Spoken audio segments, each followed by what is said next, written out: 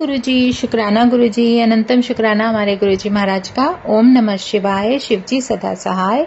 ओम नमः शिवाय, गुरुजी सदा सहाय।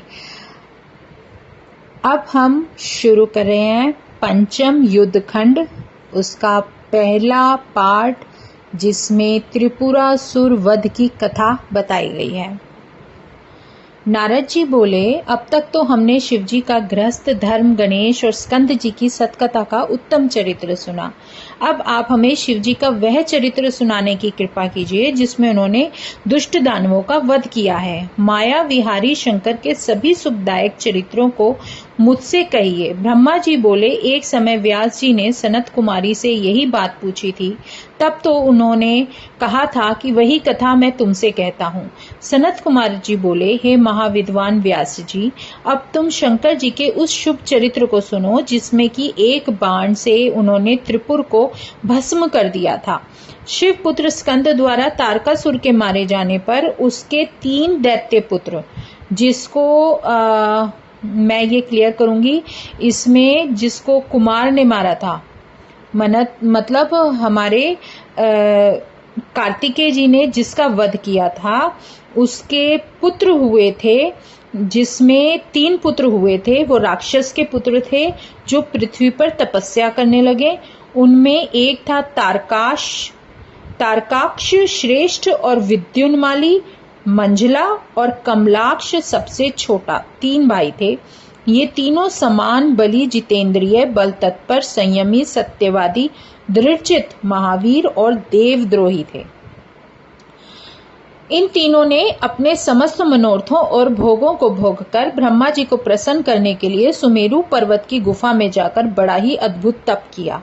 तप करते करते उन्होंने अपनी देह को सुखा डाला। वे 100 वर्ष तक एक पांव से पृथ्वी पर खड़े होकर तप करते रहे। हजारों हजार वर्ष तक उन्होंने विविध प्रकार से कठिन तपस्या की। तब उनको इस प्रकार तप करते देखकर ब्रह्मा जी प्रसन्न होकर उन्हें वहां वर देने आए। और ब्रह्मा जी ने कहा, हे महादैत्यों, मैं तुम पर प्रसन्न हूँ, जो इच्छा हो वर मांगो। असुरों ने ब्रह्मा जी को प्रणाम किया और शनय शनय विचार कर कहा कि हे देवेश, यदि आप हम पर प्रसन्न हैं तो हमें सब प्राणियों से अवश्य कराइए। हमारे जितने भी विघ्न हो उन्हें दूर कीजिए। ना हमें बुढ़ापा आए, ना रोग और ना किसी प्रकार हमारी मृत्यु हो। अब हम अजर अमर रहें और यदि चाहें तो त्रिलोकी का भी वध कर सके। तो सनत कुमार जी कहते हैं कि जब उन तपस्वियों ने इस प्रकार कहा तो उनके वचनों को सुनकर ब्रह्मा जी अपने प्रभु गिरीश शंकर जी का स्मरण कर बोले, हे असुरों, अमरत्व, त्याग और जो चाहे मांगो। मतलब अमरता नहीं मिल सकती, उसके अलावा जो भी तुम मांगोगे इस कार्य से निवृत्त हो जाओगे। कोई भी प्राणी अजर अमर नहीं होता, कोई नहीं हो सकता। काल के भी काल हरि और शंकर भगवान के सिवा इस पूरे संसार में कोई भी अमर नहीं होता। अतएव तुम सत्व गुणों से आश्रय हो। मृत्यु में कोई कारण लगाकर वर मांगो जिससे तुम्हारी इच्छा पूर्ण हो जाए। तब ध्यान अवस्थित होकर उन्होंने एक कोई मुहूर्त तक विचार कर पितामह से कहा कि हमारे पास और कोई दृढ़ दुर्ग नहीं है जिसमें शत्रु न प्रवेश कर सके। आप हमें ऐसा कोई सुरक्षित 3 पुर निर्माण करा दीजिए, उसमें धन संपत्ति के सुखदायक सभी साधनों के अतिरिक्त अस्त्र शस्त्र की भी सभी सामग्रियां उपलब्ध हों और जो किसी के ध्वस्त किए ध्वस्त ना हो, देव दानव कोई भी उसे न तोड़ सके। यह कहकर तारकाक्ष ने अपने लिए स्वर्ण का, कमलाक्ष ने चांदी का और विद्युन्माली ने लोहे का पुर निर्माण कर देने की प्रार्थना की। ब्रह्मा जी ने कहा, तथास्तु, ऐसा ही होगा, परंतु शिवजी के हाथों ही तुम सब मारे जाओगे, अन्य कोई तुम्हें नहीं मार पाएगा। मतलब ऐसा वरदान दिया। ऐसा कहकर ब्रह्मा जी ने मैं को बुला उन तीनों के लिए 3 पुर का निर्माण करने की आज्ञा दे दी। फिर अपने धाम दुलोक को चले गए। मैंने परिश्रम से 3 पुरों का निर्माण किया। जिसने जैसा मांगा था उसे वैसा पुर मिला। एक आकाश में, एक स्वर्ग में और एक पृथ्वी में स्थित था। वह तीनों पुर उन असुरों को देकर स्वयं भी उनके हित की इच्छा से वहीं पर निवास करने लगा। इस प्रकार तारक के वे तीनों महाबली पुत्र अपने अपने पुर में रहकर आनंद के भोग भोगने लगे। ब्रह्मा जी के वर से वे त्रैलोक्य को नष्ट कर राज्य करने लगा। अब सेकंड है, इसका पंचम युद्ध खंड का सेकंड चैप्टर है, देवताओं द्वारा शंकर जी की स्तुति। व्यास जी बोले, हे वक्ताओं, मैं श्रेष्ठ ब्रह्मा जी के पुत्र, फिर क्या हुआ और देवता कैसे सुखी हुए, यह मुझसे सुनाइए। ब्रह्मा जी बोले, बुद्धिमान व्यास जी के इस वचन को सुनकर शिव जी के चरण कमलों का ध्यान कर सनत कुमार जी ने कहा, तब इस प्रकार त्रिपुरों के तेज से दग्ध होकर इंद्र आदि देवता दुखित होकर ब्रह्मा जी के पास गए, अपना सारा कष्ट सुनाने लगे, उसके वध की प्रार्थना की। ब्रह्मा जी ने संतोष देकर शिव जी के पास जाने की आज्ञा दी। उन्होंने बताया कि यदि शिव जी प्रसन्न हो जाएं तो ये कार्य हो सकता है। तब दुखित देवता शिव जी के पास गए, नमस्कार करके अपनी आप बीती सुनाई और देवताओं ने कहा, हे हिरण्यगर्भ, हे सर्वव्यापक, आपको नमस्कार है। हे प्राणियों के संहार करता, अमित तेजधारी, आपको नमस्कार है। हे निर्विकारी, कांतिमान, महाभूतों के चिन्ह से रहित महात्मन, आपको नमस्कार है। हे शूलधारी, संपूर्ण अस्त्रों के धारक, दैत्यों के महान संहर्ता, पार्वती पति, आपको नमस्कार है। हे पार्वतीनाथ, परमात्मन, महेश्वर और रुद्र रूपी नीलकंठ, आपको नमस्कार है। हे ईश, आप तपस्वियों को फलदाता, स्तुत्य और स्तुति से प्रसन्न होने वाले, आपको नमस्कार है। हे नाथ, ये सब देवता आपकी श्रेष्ठ विभूति है। आप देवों में इंद्र तथा ग्रहों में सूर्य हैं। सनत कुमार जी कहते हैं, जब इस प्रकार शूलधारी परमेश्वर भगवान की इंद्रादि देवताओं ने स्तुति की और यह कहा कि हे महादेव जी, तारक के पुत्रों ने हम सब इंद्र आदि देवताओं को पराजित कर दिया है, त्रिलोकी को अपने वश में करके हम सबको नष्ट करके सारे संसार को उजाड़ दिया है।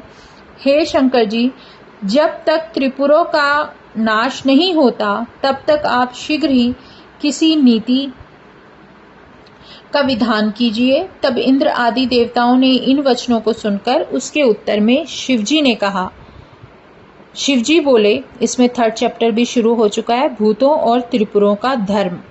शिवजी बोले, हे देवताओं, मैं तुम्हारे कष्टों को जान रहा हूँ, परंतु क्या करूं, त्रिपुरों के स्वामी अभी तक पुण्य आत्मा है, इस कारण वे मारे नहीं जा सकते। सभी देवते देवता सब प्रबल हैं, तुम उन्हें जीत नहीं सकते। यह जानकर भी द्रोह कैसे किया जाए, फिर मित्र द्रोह तो और भी बड़ा पाप है। जब तक मेरे भक्त हैं मैं मार नहीं सकता। तुम सभी धर्मज्ञ हो, धर्म से विचार करो।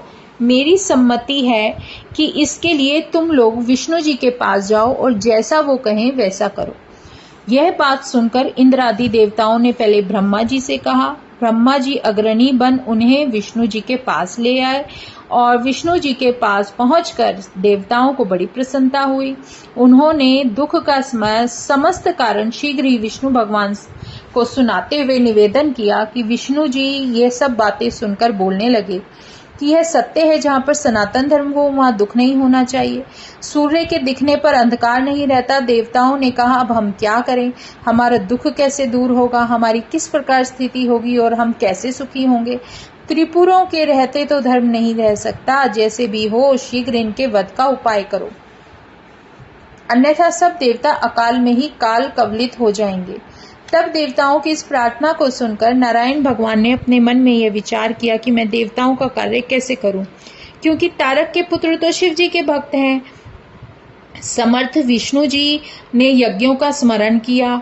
उनके स्मरण करते ही यज्ञगण वहां तत्क्षण पहुंच गए। उन्होंने पुराण पुरुषोत्तम यज्ञपति विष्णु को नमस्कार करके प्रसन्नता प्राप्त की। तब उन्हें दिखाकर विष्णु जी ने इंद्र आदि से कहा कि देवताओं, तीनों जगत की विभूति के लिए यज्ञ करो, यज्ञों से ही त्रिपुरों का विनाश होगा। सनत कुमार जी कहते हैं, अच्युत भगवान के यह वचन सुनकर उन्हें प्रेम से प्रणाम कर देवगण उन यज्ञेश का स्तवन करने लगे। सविधि चयन विधान किया। फिर तो उस यज्ञ कुंड से एक महान शरीर वाला शूल शक्तिधारी हजारों भूतों का समुदाय निकल पड़ा। तब उनके अनेक प्रकार से युक्त नाना वेशधारी कालाग्नि रुद्र के समान तथा काल सूर्य के समान प्रकट हुए। उन भूतों से विष्णु जी ने कहा, हे भूतगणों, देव कार्य के लिए तुम्हें लोगों को मेरी आज्ञा से शीघ्र ही त्रिपुर नगर को जाकर नष्ट करना है, इसी में तुम्हारी ख्याति है। विष्णु जी के इन वाक्यों को सुनकर भूतगण दैत्यों के त्रिपुर नगर को गए, परंतु जैसे ही उनके पुर में प्रवेश हुए त्यों ही त्रिपुरों के तेज से वो भस्म हो गए। जो बचे वो विष्णु के पास भागकर आ गए। उनका संहार सुन विष्णु जी चिंतित हो गए। उन्होंने देखा कि इंद्र आदि सभी देवता संतप्त हैं। हे विष्णु जी, दैत्यों के पुत्रय की जीत की चिंता से व्याप्त हो गए हैं। उन्होंने कहा, कुछ भी हो, धर्मात्माओं का नाश नहीं हो सकता। अभी त्रिपुर धर्मात्मा है, उन्हें कौन मार सकता है। शिव का पूजक तो कैसा भी पापी हो, पापों से मुक्त हो जाता है। अतएव जब तक रुद्र की पूजा ना होगी तब तक कामनाओं की पूर्ति नहीं हो सकती। लिंग पूजन से तो मोक्ष भी प्राप्त हो जाता है। वेद धर्म और शिव पूजन, ये दोनों नित्य कर्म जब तक हैं तब तक त्रिपुरों का नाश नहीं हो सकता। यह विचार कर विष्णु जी ने उन तीनों असुरों से वेद धर्म और शिवार्चन का विनाश करना ही उचित समझा। उन्होंने देवताओं से कहा कि अब आप लोग अपने घर जाओ, मैं यथासाध्य आपकी सहायता करूंगा। नहीं होगा तो उन तीनों दैत्यों को रुद्र से विमुख कराकर उन्हें भस्म कर दूंगा। सनत कुमार जी कहते हैं, उनकी आज्ञा मानकर देवता अपने धाम आ गए। विष्णु जी उनके हित का विधान करने लगे। उसी सर्व पाप नाशक वृतांत को मैं तुम्हें सुनाता हूँ। अब आगे जो वृतांत आएगा वो यही आएगा कि जो तीनों राक्षस जिनके पिता को हमारे कार्तिकेय जी ने वध किया था, तारकासुर को, उन्हीं के ये तीनों पुत्र थे। इन्होंने जब ब्रह्मा जी से वरदान मांगा तप करने के बाद, तो इन्होंने अमृतत्व की मांग की थी, लेकिन वो ब्रह्मा जी ने मना कर दिया। तब इन्होंने अपने लिए 3 लोकों में अलग अलग तरह की ऐसी पुरी निर्माण करने के लिए कहा था, जिसको ऐसे किले बनाने के लिए कहा गया था जिसको कोई तोड़ ही ना सके। तो इस तरीके से, लेकिन इनको कोई भी नुकसान नहीं पहुंचा सकता था, क्योंकि ये सनातन धर्म को मानते थे। और जो सनातनी धर्म के मानने वाले होते हैं, उनका कोई भी कुछ नहीं कर सकता और उनका विनाश नहीं हो सकता। इसलिए उनके लिए सब कुछ मुश्किल था और भगवान शिव भी कुछ नहीं कर पा रहे थे। तब सारे देवता जब विष्णु भगवान के पास जाते हैं, तब विष्णु भगवान ही उनसे कुछ मदद करने के लिए बोलते हैं और कहते हैं कि कुछ ना कोई रास्ता मैं जरूर निकालूंगा, आप लोग अपने अपने लोक चले जाओ। तो ये जो इसमें जो पूरा संक्षिप्त जो वर्णन है वो यही बताया गया है कि अब आगे जो है वो किस तरीके से उन राक्षसों का वध करते हैं और विष्णु भगवान कोई रास्ता निकालते हैं। तो शुक्राना गुरु जी का, अनंतम शुक्राना। 3 चैप्टर पूरे हो चुके हैं इसके। ओम नमः शिवाय, शिव जी सदा सहाय। ओम नमः शिवाय, गुरु जी सदा सहाय। शुक्राना, अनंतम शुक्राना। जय गुरु जी, जय गुरु जी, जय गुरु जी।